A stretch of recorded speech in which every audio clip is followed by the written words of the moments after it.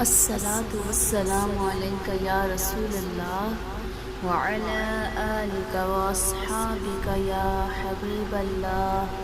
الصلاة والسلام عليك يا نبي الله وعلى آلك وأصحابك يا نور الله. بسم الله الرحمن الرحيم. ومن آياته أن خلق لكم من أنفسكم أزواجا لتسكنوا إليها وجعل بينكم مودة ورحمة إن في ذلك لآيات لقوم يتفكرون. محترم مشائخ و علماء کرام، جملہ سامعین و سامعات، ناظرین و ناظرات، تمام خواتین و حضرات، اللہ رب العزت نے سورہ روم کی آیت نمبر 21 جو میں نے تلاوت کی ہے، اس میں شادی کا بنیادی مقصد بیان فرمایا ہے اور میاں بیوی کے رشتے کی حقیقت کو واضح فرمایا ہے، اور یہ بھی اس کی نشانیوں میں سے ہے کہ اس نے تمہارے لیے تمہاری ہی جنس سے جوڑے پیدا کیے تاکہ تم ان کی طرف سکون پاؤ، اور اس نے تمہارے درمیان محبت اور رحمت پیدا کر دی۔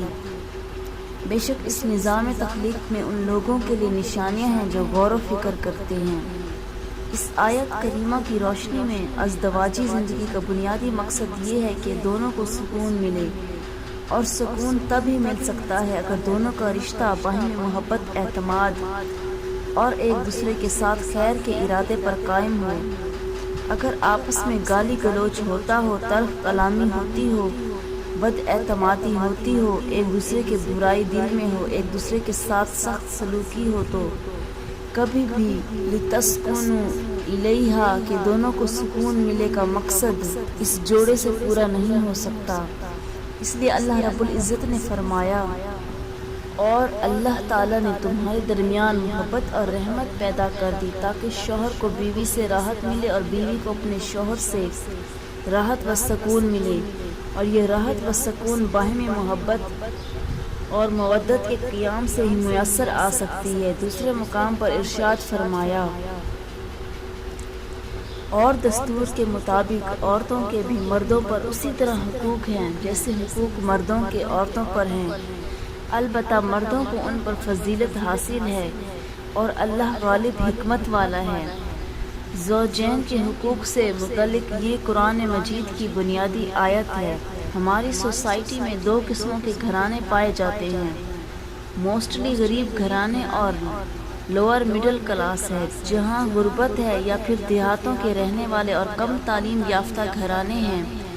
ان کا عالم تو یہ ہے کہ مرد و عورت کے حقوق کو سرے سے مانتے ہی نہیں، بلکہ دیہاتوں میں کہاوت ہے کہ شوہر عورتوں کو پاؤں کی جوتی سمجھتے ہیں، عزت عورت کا حق نہیں سمجھتے، عورت کے حقوق کا سرے سے ادراک ہی نہیں ہے۔ بدقسمتی سے ان کے خاندان کی جو غلط روایات ہیں، ظلم، زیادتی، بے عزتی اور گالی گلوچ کی، اس کو روا رکھتے ہیں۔ قرآن کو انہوں نے یکسر نظر انداز کر دیا ہے، اور عورت خاتون خانہ سراسر ظلم کا شکار ہوتی ہے۔ یاد رکھیں، یہ ظلم و زیادتی خالی خانگی و گھریلو مسئلہ نہیں، بلکہ یہ قرآنی مسئلہ ہے، اور یہ قرآن کے خلاف بغاوت اور اللہ رب العزت کی نافرمانی ہے۔ دوسری طرف جو مالدار اور پڑھا لکھا طبقہ ہے، وہاں پر معاملہ الٹ ہو گیا ہے۔ میں ایسے بہت سے گھرانوں کو جانتی ہوں جہاں شوہر بیویوں کے کنٹرول میں ہیں، غلام ہیں، گویا بیویوں کے آگے اف تک نہیں کر سکتے، ایک رتی برابر ہل نہیں سکتے، حتیٰ کہ تنظیمات میں جو میٹنگ ہوتی ہے، اس میں بھی بیوی سے رہنمائی لیے بغیر شوہر رائے نہیں دے سکتے۔ یہ دونوں طرف انتہا پسندی اور زیادتیاں ہیں، اور دونوں طرح کی زندگیاں قرآن کے منشا اور اسلام کے طرز زندگی کے خلاف ہیں۔ مگر آج چونکہ بات عورتوں اور بیویوں کے حقوق پر ہو رہی ہے، لہذا بات کا رخ اسی طرف ہی رکھوں گی۔ قرآن مجید میں مردوں کو اللہ رب العزت نے ایک درجہ فوقیت دی ہے، مگر حقوق جیسے مردوں کے رکھے اسی طرح عورتوں کے بھی رکھے ہیں، تاکہ زندگی اس طرح گزرے۔ جیسے گاڑی کے دو پہیے ہوتے ہیں اور مل کر زندگی کی گاڑی چلتی ہے، کوئی ایک بھی دوسرے پر زیادتی نہ کر سکے۔ اسی طرح جب شادیاں ہوتی ہیں تو حق مہر رکھے جاتے ہیں، جس کو حقیقت میں عورت کا حق نہیں سمجھتے۔ بعض اس خیال سے مہر رکھ لیتے ہیں کہ ہم نے علیحدگی تھوڑی کرنی ہے، لہٰذا ادا کرنے کی بھی ضرورت نہیں، یہ ناجائز ہے۔ آقا علیہ السلام صلی اللہ علیہ وسلم نے فرمایا، جو اس نیت سے مہر رکھتا ہے کہ ادا نہیں کرنا، وہ حرام کاری کرتا ہے۔ مہر جو بھی مقرر کریں بیوی کا حق ہے اس کو ادا کریں، حتیٰ کہ اگر خدا نہ خواستہ علیحدگی کی نوبت آ جائے تو قرآن مجید نے کہا، وَإِنْ أَرَدْتُمُ اسْتِبْدَالَ زَوْجٍ مَّكَانَ زَوْجٍ وَآتَيْتُمْ إِحْدَاهُنَّ قِنطَارًا فَلَا تَأْخُذُوا مِنْهُ شَيْئًا، اور اگر تم ایک بیوی کے بدلے دوسری بیوی بدلنا چاہو اور تم اسے ڈھیروں مال دے چکے ہو، تب بھی اس میں سے کچھ واپس مت لو، کیونکہ یہ بیوی کا حق ہے۔ جب ہماری سوسائٹی میں اس کے برعکس بیوی کو دیے ہوئے زیور بھی گن کر لے لیتے ہیں اور اس حد تک نیچے چلے جاتے ہیں کہ شرافت اور حیا کا دامن چھوڑ دیتے ہیں، پھر بالخصوص مرد کا کچھ نہیں بگڑتا۔ مرد نے طلاق دے دی، اس کو تو رشتہ کوئی اور بھی مل جاتا ہے، خاص طور پر اگر کمانے والا اور پیسے والا ہے تو اس سے کوئی مسئلہ نہ ہوگا۔ مگر یہ ظلم کرتے ہوئے کوئی یہ نہیں سوچتا کہ کئی سال ساتھ رکھنے کے بعد جس بیوی کو علیحدہ کر رہے ہو وہ سوسائٹی میں کہاں جائے گی، خاص طور پر جس کے ماں باپ غریب ہیں، جو رکھ بھی نہیں سکتے، جن کا اپنا گزر اوقات پورا نہیں ہوتا، جبکہ اس کے ایک دو بچے بھی ہوں تو اس کی زندگی کا کیا بنے گا؟ مرد تو نئی بیوی لے آئے گا لیکن اس کو کوئی قبول نہیں کرے گا، کوئی رشتہ نہیں ملے گا، ماں باپ کے اوپر اس کو پوری زندگی بوجھ بنے گی۔ ہم خدا خوفی سے عاری ہو گئے ہیں۔ مومن وہ ہے جو اس گزرے ہوئے وقت کو عمر بھر یاد کرے اور اس کا حیا کرے، اور جہاں تک عورتوں کے مہر کی بات ہے وہ دینا واجب ہے، اگر وہ اپنی مرضی سے سارا یا کچھ معاف کر دے وہ الگ بات ہے، جیسے فرمایا گیا، وَآتُوا النِّسَاءَ صَدْقَاتِهِنَّ نِحْلَةً فَإِن طِبْنَ لَكُمْ عَن شَيْءٍ نَفْسًا فَكُلُوهُ هَنِيئًا مَرِيئًا، اور عورتوں کو ان کے مہر خوش دلی سے ادا کیا کرو، پھر اگر وہ اس مہر میں سے کچھ تمہارے لیے اپنی خوشی سے چھوڑ دیں تو تب اسے اپنے لیے سازگار اور خوشگوار سمجھ کر کھاؤ۔ لیکن یہاں عورتوں کو مجبور کیا جاتا ہے کہ وہ مہر واپس کریں۔ ہم سوسائٹی میں رسم و رواج پر مبنی زندگی گزار رہے ہیں، ہماری زندگی میں عملاً دین کی کوئی حیثیت نہیں بچی، عملاً دین کی قدر و قیمت نہیں بچی، ہم نے دین ہٹا کر اس کی جگہ خاندانی روایت کو رکھ دیا ہے۔ ہماری ناک کٹتی ہے اگر رسم و رواج ٹوٹ جائے، ناک کٹتی ہے خاندانی روایت پوری نہ ہو، مگر ہماری ناک کبھی نہیں کٹی اگر اللہ کے دین پر عمل درآمد نہ ہو۔ لعنت ہے ایسی ناک پر جسے اللہ کے دین کی فکر نہیں، جسے احکام قرآن کا فکر نہیں، احکام سنت نبوی کا فکر نہیں، احکام شریعت کا فکر نہیں، اللہ اور اس کے رسول کے دیے حقوق و واجبات کا فکر نہیں۔ گویا ہم دور جہالت میں چلے گئے ہیں۔ ہماری زندگی کا معیار نہ خاندانی روایت ہونا چاہیے، نہ معاشرت کے رسم و رواج ہونے چاہیے، بلکہ ہماری زندگی کا معیار تاجدار کائنات کی سنت ہونا چاہیے، قرآن مجید کا حکم ہونا چاہیے، اللہ اور اس کے رسول کے اوامر و نواہی ہونے چاہیے، اور احکام شریعت ہمارا معیار ہونا چاہیے۔ اگر ہم چاہتے ہیں کہ باعزت زندگی گزاریں، وہ زندگی جس سے اللہ اور اس کا رسول خوش ہو۔ ہمارا عالم یہ ہے کہ خود مجالس، حلقات اور اجتماعات میں آتے ہیں، دین کی تعلیم و تربیت پاتے ہیں، مگر عورت اجازت مانگے تو اسے اجازت نہیں دیتے، عورت کو گھر بٹھا دیتے ہیں اور ہمیں کبھی شرم نہیں آئی کہ بازار جانے سے نہیں روکتے۔ دیکھیے ہمارے گھروں کی عورتیں اور بیویاں کس طرح بازاروں میں سج دھج کر جاتی ہیں، کیسے لباس کے ساتھ جاتی ہیں، کیسے نیم برہنہ ہو کر جاتی ہیں۔ جب شادیاں ہوتی ہیں تو کیا عالم ہوتا ہے، تب ہماری غیرت کو کچھ نہیں ہوتا، مگر دین سیکھنے کے لیے مسجد میں، حلقہ میں، اجتماع میں جانے کے لیے بات ہو تو مرد کی غیرت جاگ اٹھتی ہے۔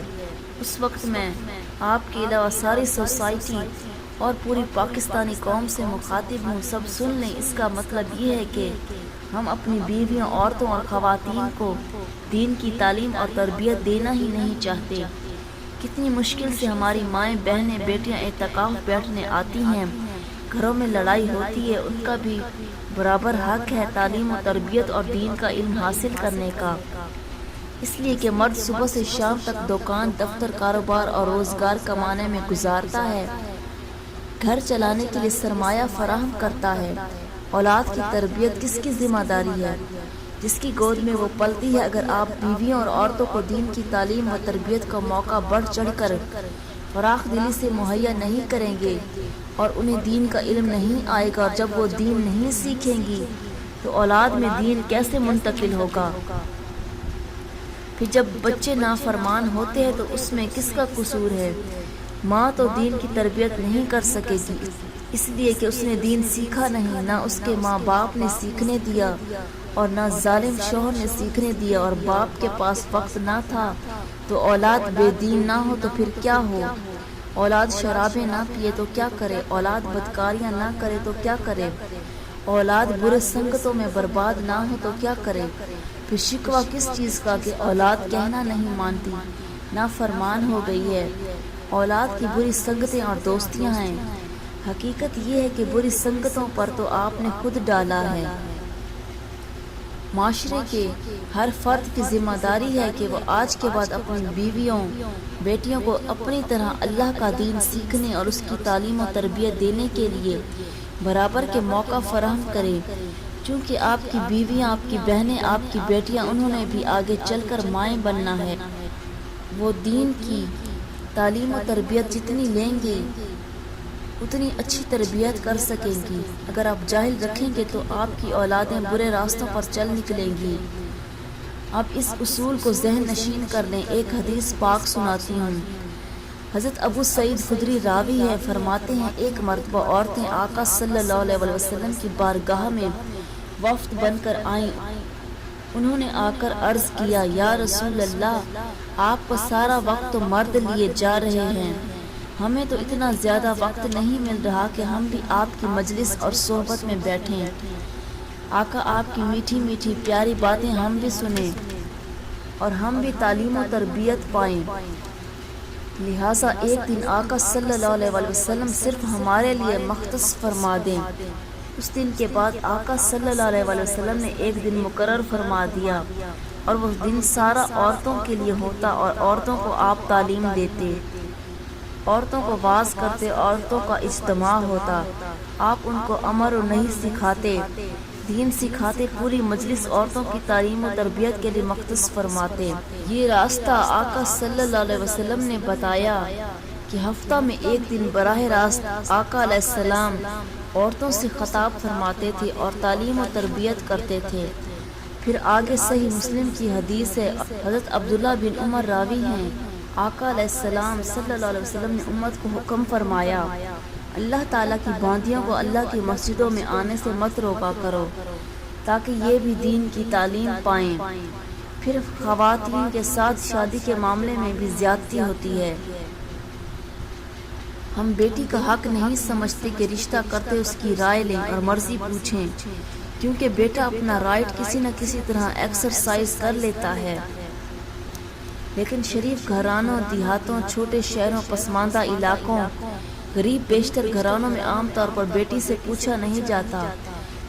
ماں باپ اوپر ہی اوپر سے جو رشتہ چاہتے ہیں طے کر دیتے ہیں، یہ ہمارا بھانجا ہے، بھتیجی ہے، بھانجی ہے، فلاں ہے، یہ جٹ ہے، یہ ارائیں ہے، بے شمار پسندیدہ لوگوں میں چناؤ کر کے جہاں چاہے کر دیتے ہیں، اور بیٹی کا حق نہیں سمجھا جاتا کہ اس سے رائے لیں، سن لیں۔ شادی کے معاملے میں ماں باپ کا بھی حق نہیں ہے کہ وہ عاقل بالغ لڑکی کا اس کی مرضی کے خلاف اپنی مرضی سے رشتہ کر دیں۔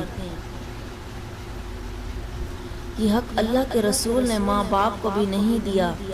شادی بیٹی کی مرضی سے ہوگی، ماں باپ کریں رشتہ چنیں، بیٹی پر پیش کریں اور بیٹی کی رائے لیں۔ اگر بیٹی اسے درست سمجھے، رضامندی دے تو رشتہ جائز۔ بیٹی رضامند نہ ہو تو سختی سے ماں باپ اپنی مرضی کو بیٹی پر تھوپ نہیں سکتے۔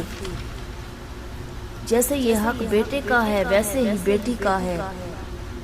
حضرت ابو ہریرہ روایت کرتے ہیں کہ یہ حدیث متفق علیہ ہے۔ آقا علیہ السلام نے فرمایا کہ بیوہ کا نکاح بھی اس کی اجازت کے بغیر آگے نہیں کیا جا سکتا، اور کنواری لڑکی اگر بالغہ ہے اس کا نکاح بھی اس کی اجازت کے بغیر نہیں کیا جا سکتا۔ صحابہ کرام نے پوچھا، یا رسول اللہ، بیوہ تو اجازت دے لے کہ تھوڑی فرینک ہوتی ہے، لیکن کنواری لڑکی بالغہ تو شرمیلی ہوتی ہے، اس کا اذن کیسے ہوگا؟ فرمایا، تم اسے رشتہ پیش کرو، اگر وہ سن کر خاموش ہو جائے اور ناپسندیدگی کا اظہار زبان یا چہرے سے یا اشارے سے نہ کرے تو اس کی خاموشی اس کی اجازت ہے۔ بعض لوگ کہتے ہیں کہ جو بیوہ ہو گئی ہو یا مطلقہ ہو اس کی دوسری شادی ہو تو اجازت لے لی جائے، ورنہ نہیں، جبکہ آقا علیہ السلام نے فرمایا بالغہ کنواری لڑکی کا نکاح بھی اس کی مرضی کے خلاف والدین بھی نہیں کر سکتے۔ وہ عورتیں جو بیوہ تھیں یا مطلقہ تھیں، ان کے والدین نے ان کے دوسرے نکاح ان کی مرضی کے بغیر، اور عاقلہ بالغہ کنواری لڑکیاں جن کی پہلی شادیاں تھیں ان کے نکاح بھی بعض اوقات ان کے والدین نے ان کی مرضی کے خلاف کر دیے تھے اور ان کو ناپسند تھے، تو آقا صلی اللہ علیہ وسلم نے ان کے نکاح کو بھی رد کرتے ہوئے فرمایا، ان کے نکاح ان کی مرضی کے مطابق ہونے چاہیے۔ حضرت عائشہ صدیقہ رضی اللہ تعالی عنہا روایت کرتی ہیں، جسے امام احمد بن حنبل، امام نسائی اور امام ابن ماجہ نے تخریج کیا ہے۔ ایک خاتون آقا صلی اللہ علیہ وسلم کے پاس آئی اور عرض کیا، میرے باپ نے میری شادی اپنے بھتیجے کے ساتھ کر دی ہے جسے میں ناپسند کرتی ہوں، وہ صرف مالدار ہے، لہٰذا مجھے دے کر میرا باپ اپنی غربت کا علاج کرنا چاہتا ہے کہ مالدار بھتیجے کے ذریعے مالی مدد ہو جائے گی، اس لیے ادھر شادی کر دی ہے، مگر میں راضی نہیں، کیا حکم ہے؟ آقا صلی اللہ علیہ وسلم نے فرمایا، تمہارے باپ کا کیا ہوا نکاح برقرار نہیں، فیصلہ تمہارے ہاتھ میں دیتا ہوں، اگر چاہو تو برقرار رکھو، چاہو تو رد کر دو۔ اس نے کہا، یا رسول اللہ، آپ کا فیصلہ سننے کے بعد اب جو باپ نے فیصلہ کیا ہے اس کو برقرار رکھتی ہوں۔ میں اس لیے آئی تھی تاکہ مقدمہ حضور کی بارگاہ میں پیش کروں اور آپ فیصلہ فرمائیں اور آپ کا فیصلہ پوری دنیا سن لے اور جان لے۔ میں عورتوں کو ان کے حقوق سے آگاہ کرنا چاہتی تھی کہ اگر ان کی مرضی کے خلاف ان کے والدین نکاح کر دیں تو یہ ان کا حق نہیں ہے، یہ حق بیٹیوں کا ہے، چاہیں تو برقرار رکھیں، چاہیں تو رد کر دیں۔ میں چاہتی تھی عورتوں کو صرف تعلیم ہو جائے، لیکن میں اب اس نکاح کو برقرار رکھتی ہوں۔ اب آپ کا فیصلہ امت تک پہنچ گیا۔ آقا علیہ السلام نے شوہروں پر بیویوں کے حقوق کو خطبہ حجۃ الوداع میں شامل کرتے ہوئے ارشاد فرمایا، اتق اللہ فی النساء فإنکم اخذتموہن بأمانہ۔ لوگوں، اپنی بیویوں اور عورتوں کے معاملے میں اللہ سے ڈرا کرو، کیونکہ تم نے جب نکاح کیا تو اللہ تعالیٰ کی امان میں لیا ہے، یعنی اگر بیویوں پر ظلم و زیادتی کرو گے تو اللہ کی امان کو توڑو گے۔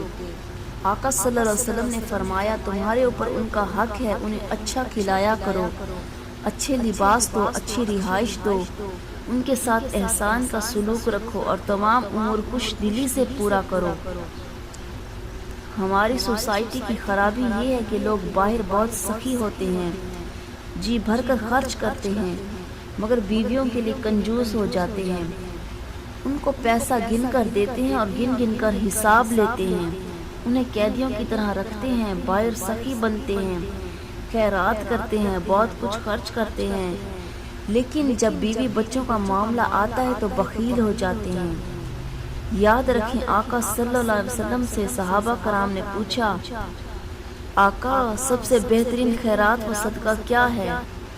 آقا صلی اللہ علیہ وسلم نے فرمایا، سارے صدقات سے بڑھ کر سب سے افضل صدقہ اپنی بیوی بچوں پر خرچ کرنا ہے، اللہ کے ہاں اس کا اجر سب سے زیادہ ہے۔ فرمایا جب ان کی رہائش، خوراک، لباس سب کو پورا کرنے کا وقت آئے تو احسان کا رویہ اپنایا کرو۔ ہمارے بہت سے لوگ وہ ہیں جو خواتین اور بیویوں کی ضروریات کو پورا کرنے میں دلچسپی نہیں لیتے۔ کتنے لوگ ہوں گے اپنی جاب یا کاروبار سے واپس آتے ہوئے اپنی بیوی کے لیے گجرے یا پھول لے کر جاتے ہیں، یا پسندیدہ آئس کریم یا خوشبو۔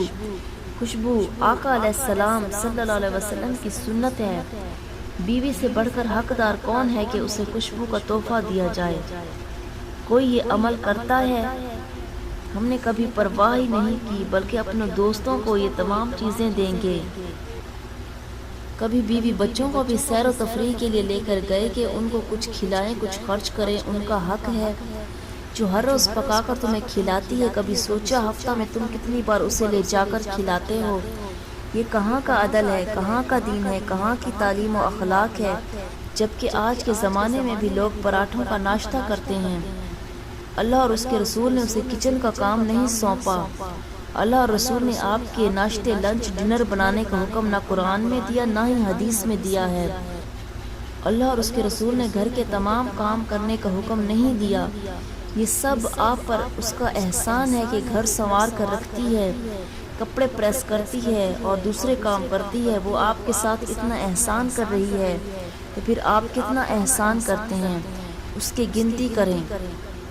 یہی کہ کما کر لاتے ہیں اور مہینے کا خرچ دے دیتے ہیں، نہیں ذاتی احسان کتنا کرتے ہیں، اس کی خوشی کا کتنا خیال رکھتے ہیں، اس کے دل کو کتنا راضی کر رہے ہیں، جس سے اللہ راضی ہوتا ہے۔ چھٹی کے دن آپ بھی گھر میں کام کروائیں، بچوں کو باہر لے جائیں، انہیں خوش و خرم رکھیں، یہ ان کا حق ہے۔